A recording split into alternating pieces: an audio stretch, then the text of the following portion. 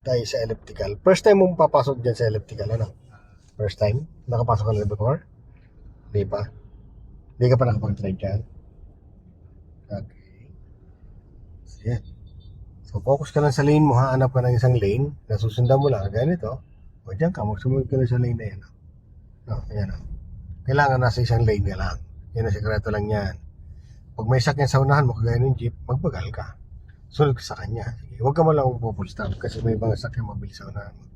Okay? So ngayon, diretso mo lang yan, sulyap ka lang dyan sa kabila. Oh. So ang attention yan, focus ka dito, sulyap lang sa kabila. Tapos, kuha ka ng isang lane. Yan o. Mag-target ka ng isang lane dyan. Kumuha ka. Sige, diretso pa. So may papatarget ako isang lane. Dito, yan o. Yan, diretso mo lang yan. First slide ka lang. Yan. Yan o. Yan o. Tapos tingin ka ulit dyan. Pwede pa. Isang lane. Dito. No. So dito, pumesto ka muna sa isang lane na to. Okay, so gagawin natin dito ay iikot lang tayo na iikot muna. Tuturuan kita kung paano mag-change ang lane. Okay? Nang hindi ka nakakasabit or hindi ka natatap. Okay? So may mga procedure dyan para safe ka. Una, syempre, dapat yung posisyon ng uso ng sakyan mo, dapat hindi mo sasagasaan yung guhit sa kaliwa at guhit sa kanan. Nakadiretso ka lang. Tapos, bantayan mo yung mga sakyan na pumapasok dyan mula sa kaliwa, mula sa kanan. Pag medyo malapit ka sa kanila at pumasok siya, ang gagawin mo lang, tanggal ang gas, lalay agad sa brake. Ready ka kagad sa pag-brake, ano? Kasi iiwasan natin dyan yung biglang kumabig ka rin ng pakaliwa kasi maraming sakyan sa kaliwa mo at marami rin sakyan sa kanan. So hindi basta-basta gano'n ang pag-iwas dito. Kailangan, para makaiwas ka dyan, ang kailangan mong gawin ay papagal. Ganito, papasok to, tama raw. Babagal ka lang konti. Pero wag mong ipupull stop ng sakyan mo. Kasi yung sasakyan sa likod, pwede ka namang abutan yan. No. Okay, so ngayon, mag-signal ka ng kaliwa, sir. Yan. So pag nag-signal ka, wag ka munang liliko. Kailangan mo, focus ka sa unahan, sulyap lang dyan, tingnan mo yung galaw niya. O kagaya no, lumayo. Kabi ka na konti. Pumasok ka na dito sa isang lane na yan. Okay? So pag nakapasok ka na dyan, pwede mo nang tanggalin signal mo. Okay? So para di sila ma-distract sa ano mo, sa galaw mo. Kasi possible ma-distract sila na minsan nakasignal tayo, hindi na tayo naligo sa kaliwa. So hindi sila nakakadiskarte. Yung sakit sa likod. Na. Okay? So diretso ka lang. Posisyon ka lang dyan sa lane na yan. Ngayon, signal ka ng kaliwa. Okay, so huwag ka munang papasok ha. Check mo muna yung sakyan. Wala. Okay, so balik mo kagad ang mata mo dito ha. Sige, diretso ka lang. Diretso muna. Okay, wala naman. O, pasok. Good. O, diretso lang. O, one lane at a time lang. Ano? O, tanggal ang signal. Tanggal ang signal. O, go, gas. Go. Go. Pag walang sakyan sa unahan mo, doon ka magdagdag ng gas para hindi na iipon yung mga sakyan sa likod. Okay? Para hindi ka nagkokos ng traffic. Yan, may papasok dito, itong kotse na ito, tinan mo kung papasok, tanggalin mo lang gas mo. Pagpakarando papasok siya, no? So, diretso lang. Sa gulong mo makikita yan, pag ang gulong yan, pumapasok na sa guhit yan, no? Kadaanan mo, papasok yan.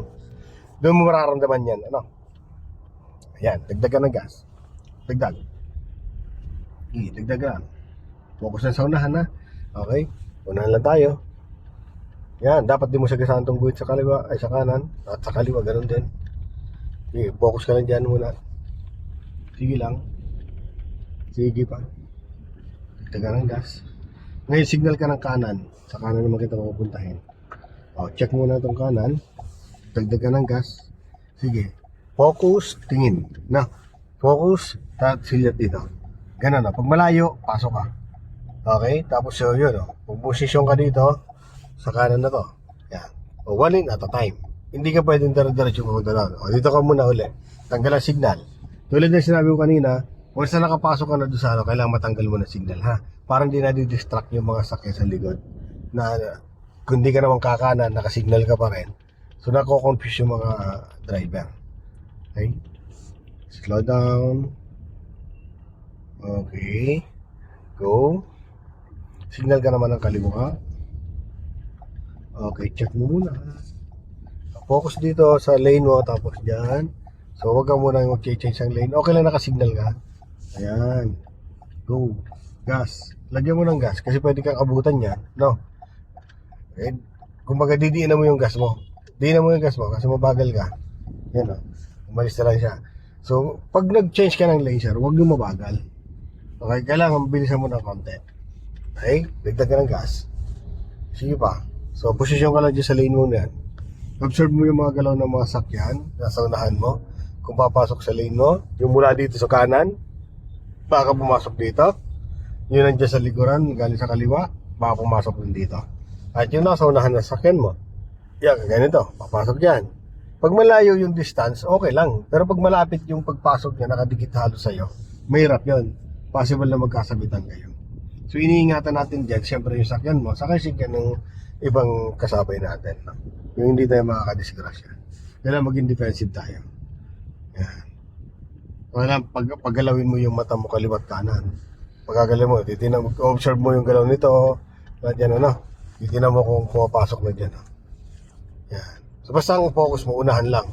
Kailangan nakatuwid yung uso ng sakyan sa nakasentro, na hindi nakasagasa sa guwit sa kaliwa o kanan.